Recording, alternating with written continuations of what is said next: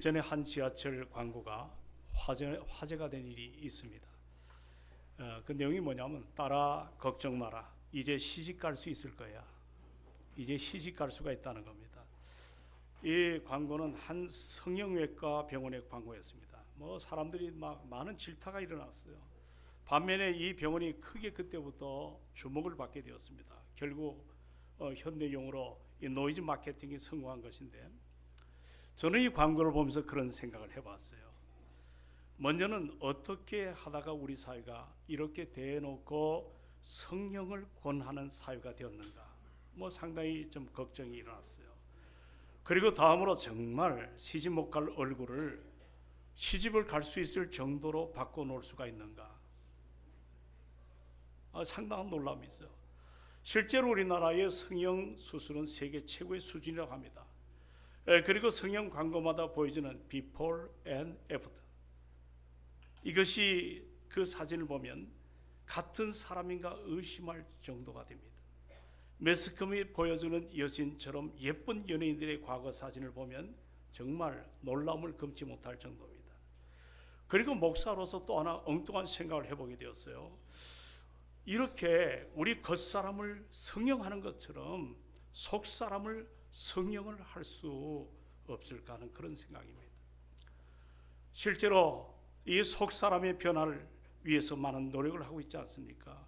여러분, 이 시대를 보면 대표적으로 법무부에서 하고 있는 그 교도소 수감자들을 위해서 교정을 하는 그 노력은 눈물 날 정도입니다. 그리고 여러분, 마약, 술, 그리고 담배, 게임, 이 중독 환자들을 변화시키기 위해서 얼마나 많은 노력을 하고 있습니까? 그러나 이와 같은 노력은 그만큼 많은 여러 가지 관심과 또 거기에 걸맞는 희생과 투자가 있음에도 불구하고 나타난 어떤 열매의 성과가 거의 없습니다. 여러분, 사람의 힘으로 우리의 속사람을 변화시키는 일은, 이것은 인간의 힘으로 가능하지가 않기 때문입니다. 속사람의 성형은 이 사람의 전문 영역이 아니기 때문에 그렇습니다. 그런데 성경에 보게 되면 이 속사람이 변화된 그런 사람들의 이야기로 가득 차 있지 않습니까? 어떻게 보면 성경 메시지를 보면 하나님의 속사람 성형이 그것이 핵심 주제 가운데 하나라고 할 수가 있습니다. 이제 우리 교회는 작년에 나는 그리스도인입니다. 3년 반 동안 코로나로 인해서 그 팬데믹, 전염병으로 우리가 얼마나 많이 움츠러들었습니까? 그 가운데는 신앙인들이 신앙인답지 못한 삶을 살아왔어요. 이제는 거기서부터 벗어나서 우리는 정체성 회복을 위해서 한 해 동안 하나님의 은혜를 구했습니다. 그리고 올해는 이제 보다 이 새롭게 한다는 것은 이 한마디로 비전을 얘기합니다. 비전.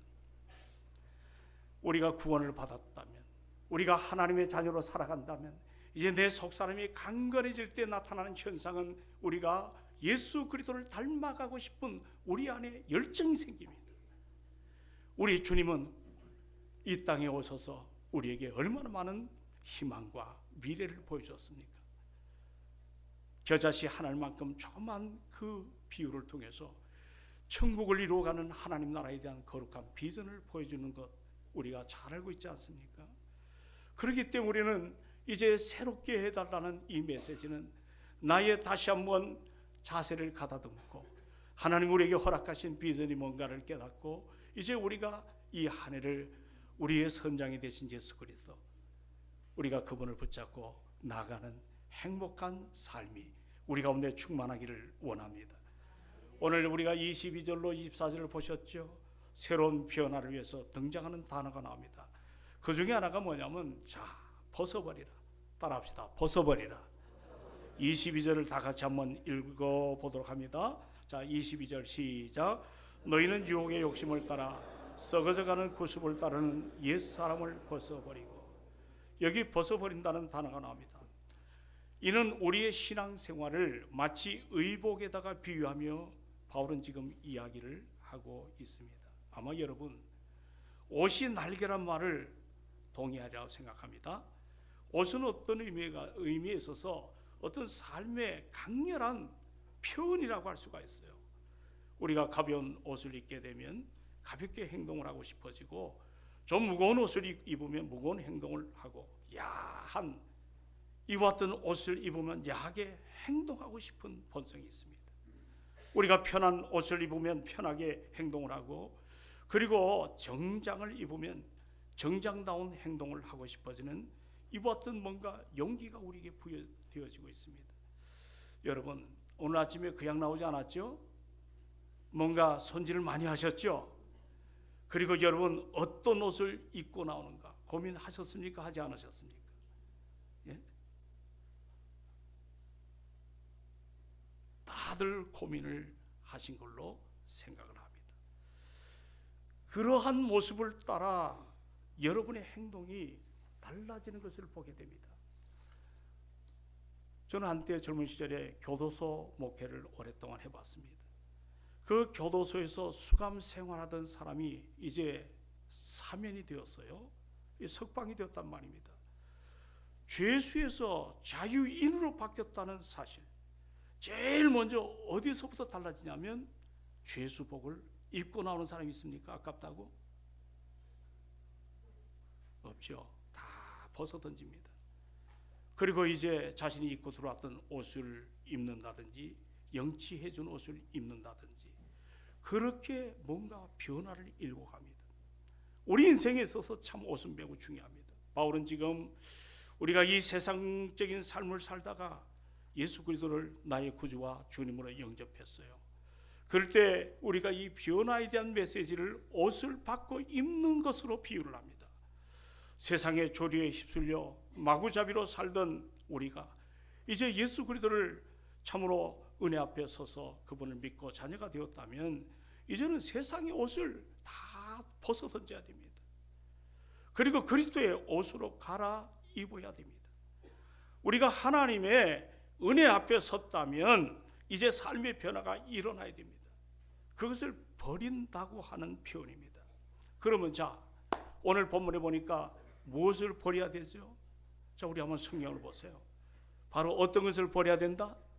예, 그렇습니다. 따라합시다. 옛사람.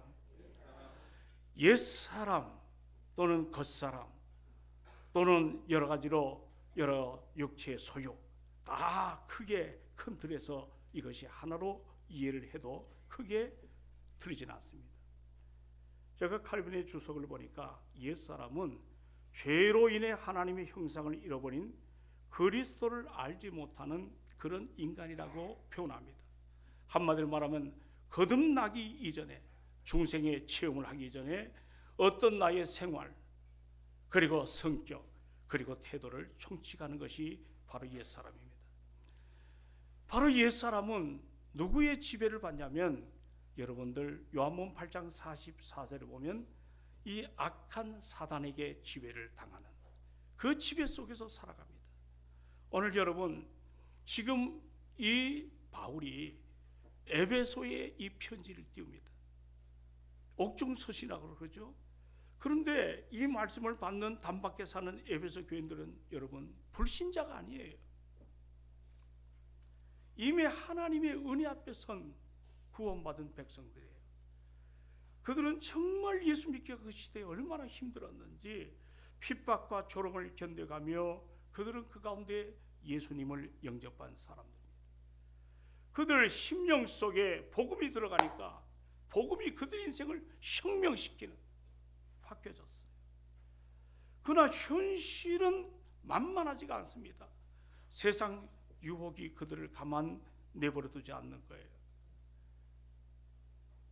그리고 신앙생활에서 손해가 나고 고난이 옵니다. 그러다 보니까 하나님의 자녀로 부름 받았음에도 불구하고 서서히 그 세상을 견딜 만한 힘이 없으니까 세상 앞에 무력하게 무릎을 꿇는 사람들이 등장하기 시작합니다. 이 에베소는 당시 고대 7대 불가사이라고 하는 이 아르테미스 신전이 있어요. 성경에는 아데미라고 표현을 했죠. 이 아데미 신전, 그 신전을 가지고 있는 이 에베소는 요즘 말로 말하면 우상 숭배 메카입니다. 어마어마합니다. 세계에서 가장 잘 알려진 그러한 바로 에베소의 아데미 신전이 있습니다. 그러면 아담의 신전이 도대체 뭘 하는 것일까?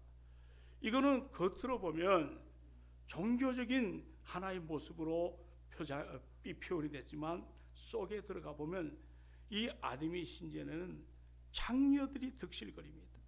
타락한 도시입니다. 다시 말하면 종교라는 이름의 너울을 쓰고 성적 타락이 판을 치는 그런 사회가 에베소 사회입니다.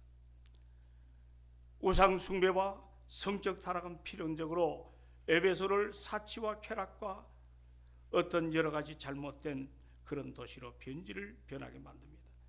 그런 곳에서 그 모습을 보고 자라온 사람들이 예수를 믿고 신앙생활을 하게 되었다고 해서 한순간에 신분은 바뀌었을는지 모르지만 예수를 영접하면 이건 하나님의 절대 주권입니다. 우린 즉각적으로 사망에서 생명으로 영생으로 이 변화되는 이런 놀라운 역사가 일어날 줄로 믿습니다. 그러나 우리의 신분이 변화됐다고 해서 우리가 하루아침에 수준이 예수 그리스도를 닮아가지는 않습니다. 오늘 이와 같이 신분의 변화는 있지만 여전히 유혹의 파도가 넘실거립니다. 그리고 세상의 온갖 죄악의 쓰레기가 그들을 덮어서 멀미할 정도의 그런 삶을 살다가 보니까 이들이 정체성을 잃어버린 거예요.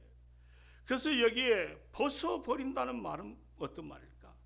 이 세상의 한복판에 이 벗어버린다는 건 참 쉬운 일이 아니에요.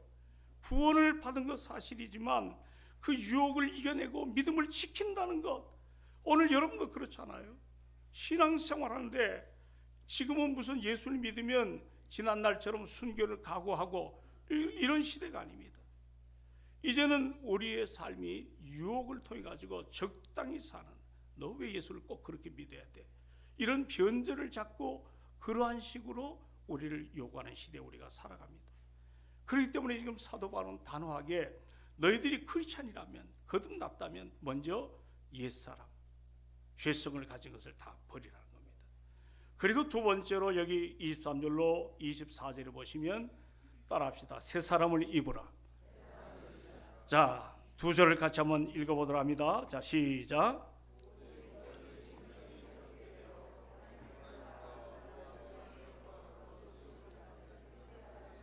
자, 무엇을 입으라? 예, 벗어버리는 거 옛사람, 새로 입을 것이 뭐예요? 새사람이에요. 여러분, 이 그리스도인이 된다는 것은 철저한 변화를 말합니다. 이거 레디컬 찬스라 그러는데, 우리 여기 오랫동안 국회의원에 있던 그 한 정당 정치인이 보스턴에서 어느 공항에 내려서 가까운 교회에서, 이분이 아마 영어를 상당히 잘하는 분 같습니다. 예배 시간에 은혜를 받았습니다. 그리고 우리 교회 왔습니다. 우리 교회 카페가 하나 있었지 않습니까? 예, 필그림. 거기서 이제 티를 나누는데, 목사님, 내가 레디컬 처치를 가봤습니다. 내가 이제 바꿔줘야 되겠습니다. 불교에서 내가 내려놓고 기독교로 개종을 하겠다. 이런 이야기를 들었어요. 여러분, 이 변화를 받는 거, 이것은 그저 뭔가 상황의 변화가 아니에요. 예수님이 처음 이 땅에 오셔서 첫 번째 표적이 뭐예요? 가나 혼인잔치에 가셨어요. 그렇죠? 거기 가셔서 물이 뭐로? 포도주로. 이건 여러분들 상식적인 변화가 아닙니다. 이거는 완전히 바뀌어지는, 이거는 우리 인간의 편에서는 회심이지만 하나님의 편에서 볼 때는 물이 변하여 포도주가 되는 것은 화학작용이 아닙니다. 이거는 재창조입니다. 우리가 자녀가 되었다는 것은 어떻게 보면 지난날 에덴 동산에 타락하기 이전에 아담과 하와가 살던 바로 그 재창조를 표현합니다. 그 창조를 표현합니다. 엄청난 혁명이죠. 낡은 옷을 벗어던지고 이제 새 사람을 입는 것은 바로 이와 같습니다. 근데 여러분 아시지만 새 사람이 한순간에 완성되는 건 아니에요. 그래서 디모데 전서 4장에 보면 하나님이 지으신 모든 것은 선하며 그 선한 것을 받을 때 우리가 해야 될 일은 말씀과 기도로 거룩해지리라. 꾸준하게 우리가 예수 그리스도를 닮아가는 거예요. 닮아가는 거예요. 그래서 여기 새 사람이라는 것은 내가 순간적으로 바뀐 것 사실이지만 점차적으로 예수를 닮아가는 이 여정의 길에 여러분도 저도 서 있음을 잊지 않기를 주의 이름으로 부탁합니다. 각오하셔야 됩니다. 결단하셔야 됩니다. 내가 아직도 끊지 못한 것, 이제는 십자가 앞에 내놓고 하나님의 은혜를 구하는 그런 결단이 우리에게 필요할 줄로 믿습니다. 그런데 여기 이부라는 단어는 원어에 보면 이 수동태입니다. 수동태. 새 사람이 되는 것이 내 의지로 되는 것이 아니고 새 사람을 입는 바로 이것은 바로 그 주체가 누군가가 도와줘야 된다는 겁니다. 바로 그분이 누구예요? 삼위 하나님이십니다. 우리는 이것을 신학적으로 이것을 은혜라고 표현합니다. 은혜. 이 수동형으로. 여러분들 바울이 어느 날 고백했어요. 나의 나됨은 내가 아니고 하나님의 은혜입니다. 내가 다른 사도보다 더 많이 수고한 것 사실입니다. 그것도 내가 한 것이 아니고 하나님께서 나와 함께 하셨기 때문에 그 은혜를 감당할 수가 있었다고 겸손하게 고백하는 모습을 보게 됩니다. 은혜가 뭡니까? 내가 받을 만한 자격이 없는, 정말 저도 목사 자격이 없는 사람 중에 하나입니다. 내 행위로 어떤 요구와 어떤 소망을 쟁취하는 것이 아니라 여러분, 내 의지와는 상관없이 하나님께서 일방적으로 나에게 베푸시는 호의, 그게 은혜입니다. 여러분, 바로 이 수동령의 이부라는 것은 우리가 날마다 은혜를 받아야 될 줄로 믿습니다. 그러면 내 인생을 새롭게 하는 게 뭐예요? 여기 내려가 23절을 보세요. 자, 같이 한번 말씀을 봅니다. 23절 다 같이 시작. 오직 거기까지 보십시오. 여기 심령이라는 단어는 마음에 있는 영이에요. 내 안에 있는 영이에요.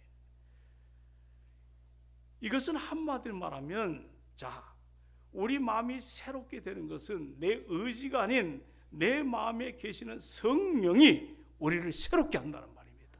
성령의 도움으로. 우리가 그렇기 때문에 이 한 해를 살아갈 때 성령을 붙잡고 믿음으로 살아가야 될 줄로 믿습니다. 이것만이 우리가 하나님의 은혜 앞에 섰다고 표현해도 큰 무리가 없는 메시지입니다.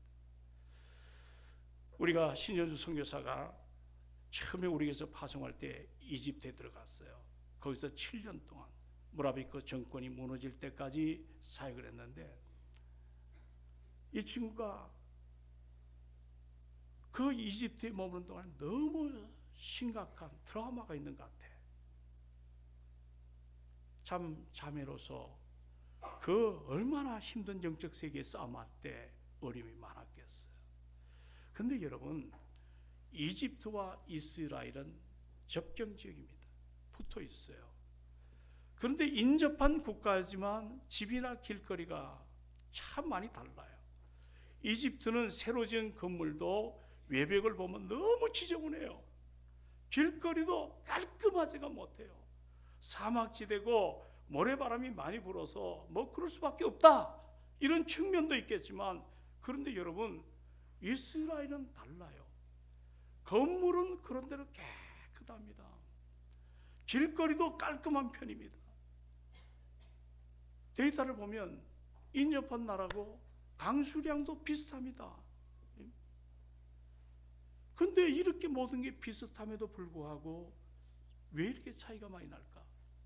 이해를 못하는 측면이 많은데, 나중에 알아보니까 여러분, 이슬 때문에 차이가 난다는 거예요. 자, 이집트와 달리 이스라엘은 매일 밤에 이슬이 내립니다. 이슬이. 아침마다 이슬이 내림으로 그 집의 외벽이나 길거리를 마치 물 청소를 한 것처럼 다 씻어준다는 것입니다. 그래서 이집트와 달리 깨끗하는 겁니다. 여러분, 우리가 신앙생활할 때 내 심령 안에 부어주시는 성령의 은혜 앞에 설 때 우리는 정말 믿음으로 우리 안에 영적인 부패, 그리고 삶의 부정직한 것, 그리고 여러 가지로 뭔가 균형 잡힌 모습이 아니 될 때 성령께서 나를 주장하여 주소서.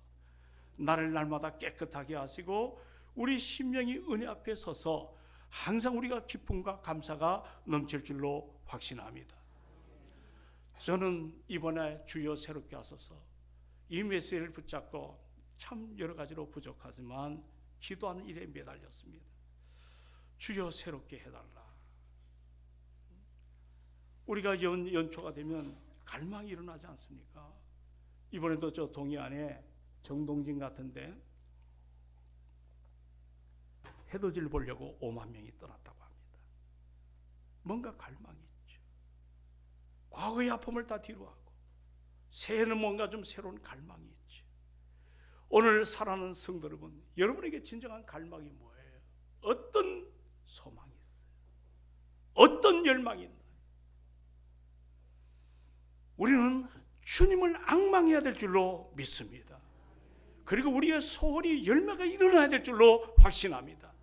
그런데 보십시오. 시편 103편 5절에 보시면 좋은 것으로 너의 소원을 만족케 하사 내 청춘을 독수리같이 새롭게 하신다 그랬어요. 독수리같이 새롭게 하신다. 참 우리가 신앙생활할 때 올해 독수리를 보십시오. 푸른 창공을 솟구쳐 올라가는 이 독수리 특성 가운데 하나가 뭐냐면 비상, 날르는 힘이 있어요. 여러분, 기록에 보면 무려 지상에서 11km를 날아오르는 독수리가 있다래요. 11km가 얼마입니까? 1km가 1000m입니다. 10km면 1km가 100m인가요? 예? 1000m잖아요. 반응을 안 해서 내가 이 얘기를 합니다. 11km면 어떻게 되나요? 11,000m를 올라가는 거예요. 기록에. 그 어떤 새들이 흉내를 내지를 못합니다. 왜 많은 새들이 날개를 가졌지만 그렇게 높이 오르지 못하냐면 중력에 대한 문제가 있어요. 이 중력을 이겨내야 되기 때문에. 그런데 독수리는 종류에 따라 무게 차이가 나지만 몽골에 있는 독수리는 몸집만 15kg가 됩니다. 어마어마하죠. 그 무거운 몸으로 그 중력을 이겨내며 높은 푸른 창공으로 비상한다는 것은 만만하지가 않습니다. 그것은 바람이 있죠. 어떤 그 저항과 싸워야 됩니다. 여러분, 이사야 시편의 40편 31절에 보면, 이사야서입니다. 40편 31절에 보면 한번 따라할까요? 오직 여호와를 앙망하는 자는 새 힘을 얻으리니. 여기도 새로움에 대한 비전이 있습니다. 누구를 바라볼 때? 하나님을 앙망할 때. 그 다음에 뭐라 표현하냐면 독수리가 날개치며 올라감 같을 것이며 다른 박질에도 곤비하지 아니하겠고 걸어가도 피곤치 아니하다. 날개치며 올라가는 이것이 비상입니다. 비상. 오늘 우리가 한 해를 출발할 때 사랑하는 여러분, 독수리처럼 내 청춘을 새롭게 한다고 말씀했어요. 이제 많은 문제가 우리에게 주어졌습니다. 내가 감당할 수 없는 문제가 있고 내가 감당할 수 있는 문제가 있습니다. 니버라는 신학자는 그런 표현했어요. 아버지요, 나에게 지혜를 달라고. 내가 감당할 수 없는 것은 맡기게 하시고 내가 감당할 수 있는 것은 그것을 헤쳐나가는 나에게 지혜를 달라고 표현합니다. 이제 우리가 올 한 해를 살아가면서 구분을 잘 하시기를 주의 이름으로 부탁합니다. 내가 감당할 수 있는 일이 뭔지, 그리고 내가 감당할 수 없는 것이 무엇인지를 구분해야 돼요. 우리가 그 새들을 보면 참새가 있잖아요. 그리고 독수리 너무 달라요. 같은 날개를 가지고 있는데 참새를 제가 살펴보니까 처음부터 끝까지 자기 날개를 펄떡거리며 그렇게 날아다닙니다. 자기 날개짓으로만 하기 때문에 멀리 가지를 못해요. 높이 오르지를 못해요. 그러나 독수리는 달라요. 처음에 날개짓으로 날아오르다가 상승 기류를 발견하게 되면 그 기류에다 몸을 맡기더라고. 그리고 올라가더라고. 날개를 확 활짝 펴고 그 상승 기류에 몸을 맡기는 것입니다. 그리고 저 높은 하늘을 여러분 비상합니다. 우리는 그리스도인입니다. 아멘 합시다. 나는 하나님의 자녀입니다. 오늘 우리가 살아갈 때 우리의 모든 삶을 주관하시는 분, 그분은 나의 목자가 되십니다. 내 인생의 물된 동산으로 내 삶을 가장 아름답게 우리를 이끌어 가실 줄로 믿습니다. 독수리가 아무리 날개 쪽지가 강하더라도 그 저항을 이겨낼 수 있는 것은 그 바람이나 이런 것들을 잘 그것을 이용을 해서 상승 기류로 올라가는 것처럼 오늘 여러분 기억나시나요? 신약교회가 부흥이 일어났어요. 패배를 숙명처럼 받아들이고 남의 눈을 의식을 피해서 마가의 다락방에 숨어들었잖아요. 그들이 120문도가 기도에 힘을 썼어요. 오순절날 여러분 기억나시죠? 이미 이름에 그들이 다 한 곳에 모였어요. 그때는 호련히 하늘로부터 급하고 강한 바람 같은 소리가 있어서 그들이 앉은 온 집에 가득하다고 표현했어요. 여러분, 초대교회는 소망 없는 교회입니다. 모두가 폐잔병 같은 사람들이었어요. 그러나 그들이 저 예루살렘을 복음으로 정복하고 유다를 회심시키고 사마리아에게 복음을 증가하며 전 세계에 복음을 이끌어갔던 것은 성령의 역사였습니다. 저는 우리 교회가 올 한 해 우리 지역뿐만 아니고 여러분 서울시 그리고 이 민족과 전 세계 복음의 하나의 진원지가 되기를 소망합니다. 어제 급한 전화가 왔어요. 조양마트에서 우리 교회 주일 예배가 소리가 들린다는 거예요. 이 살다 보면 희한한 얘기들이 많아요. 내가 소리가 좀 크긴 크지만 조양마트까지 내 소리가 들리나? 에? 옛날에 한번 여기가 전부 유리창이었어요. 제가 들어왔을 때 이거 전부 이 소리가 크다고 주민이 막 술 먹고 문을 차고 하는 일이 많았어요. 그래서 이걸 전부 새로 공사해서 방음벽으로, 이게 오래됐지만 이게 독일에서 그때 처음 들어왔을 때 방음 흡음재입니다. 이렇게 해서 전부 만들어놨어요. 그게 나중에 전문가한테 물어봤더니 조양마트의 주파수하고 우리 방송 주파수가 비슷하대요. 그러니까 거기서 이거를 키면 우리 소리가 거기도 묻어나는 거예요. 그러면서 내가 하나 깨달은 거야. 주님, 성령이 역사하시면 조양마트도 내 설교를 들을 것이고 여러분들 은혜 앞에 설 수 있지 않습니까? 그게 하나님 그런 지혜를 주시더라고요. 이번에 참으로 우리가 새로운 변화의 장에서 성령의 우리 안에 충만이 일어나고 그 은혜와 능력 앞에 정말 참된 새로움의 부흥은 성령의 바람이 불어야 됩니다. 온갖 세속화된 찌르는 거 다 물러가게 하고 예수 그리스도 그분의 은혜 앞에 우리가 서서 나갈 때, 그래서 우리가 기도해야 돼요. 아버지, 우리 동성교회가 성령의 바람이 불게 하여 주옵소서. 내 심령 안에 성령의 바람이 불기를 원합니다. 이런 강력한, 그래서 올해는 2부와 3부에 찬양단이 찬양을 합니다.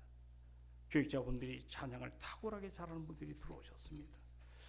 올해 이제 특별히 창립 55주년을 맞습니다. 뜻깊은 시간이죠.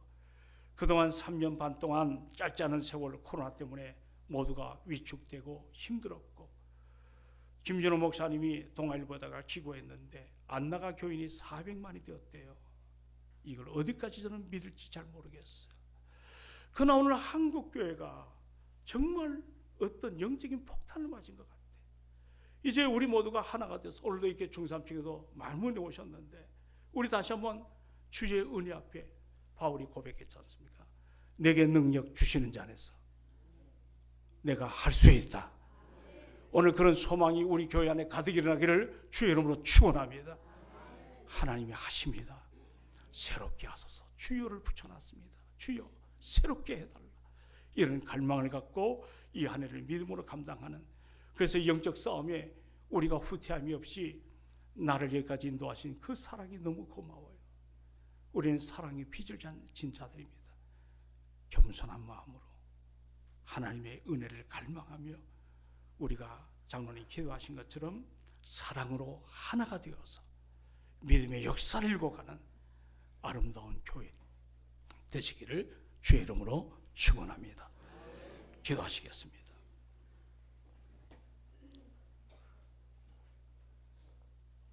아버지 하나님, 정말 감사합니다.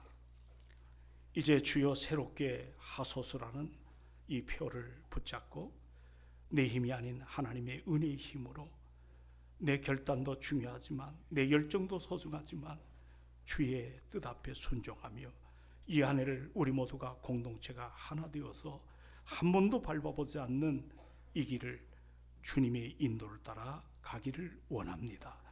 성령께서 말씀을 통해 조명하여 주시고 이 말씀을 통해 우리가 갈 길을 믿음의 눈으로 잘 깨달아서 한 사람도 나머지가 없이 승리의 아름다움이 일어나기를 원합니다. 오늘도 주신 말씀처럼 아버지 하나님, 너희는 유혹의 욕심을 따라 썩어져 가는 구습을 따르는 옛사람을 벗어버리라 했습니다. 새 사람을 입으라 했습니다. 하나님을 따라 의와 진리의 거룩함으로 지으심을 받은 재창조의 역사가 우리 안에 뜨겁게 일어나게 하여 주시옵소서. 감사합니다. 예수님의 이름으로 기도드리옵나이다. 아멘. 아멘. 오늘 우리 말씀